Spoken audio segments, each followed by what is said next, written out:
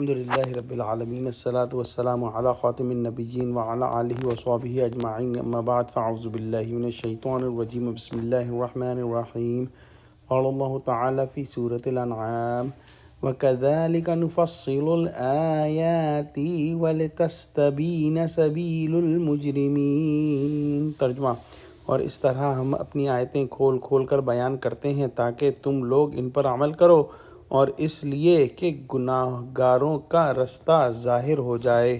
اس رکوع کے آغاز میں اللہ سبحانہ و تعالی نے نبیوں کا ایک کام جو کہ انذار ہے اس کے بارے میں بیان فرمایا تھا کہ لوگوں کو خبردار کر دو اور ان کو ڈر سنا دو۔ پھر بیان ہوا کہ جو لوگ اللہ سبحانہ و تعالی سے لو لگاتے ہیں ان کے لیے سلامتی کی دعا کرو، اور اللہ سبحانہ و تعالی ایسے لوگوں کے گناہوں کو بخش دیتا ہے جو جہالت میں کوئی غلطی کر بیٹھیں، گناہ کر بیٹھیں اور پھر اپنے آپ کو درست کر لیں اور توبہ کریں۔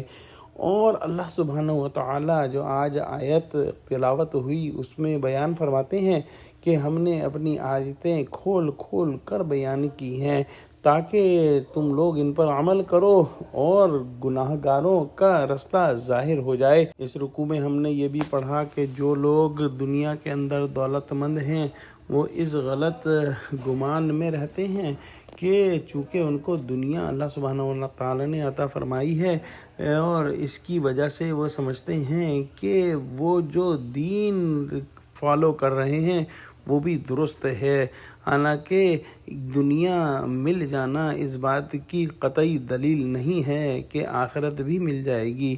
آخرت انہی لوگوں کو ملے گی جو کہ ایمان لاتے ہیں اور نیک عمل کرتے ہیں اور حق بات کی اور صبر کی نصیحت کرتے ہیں۔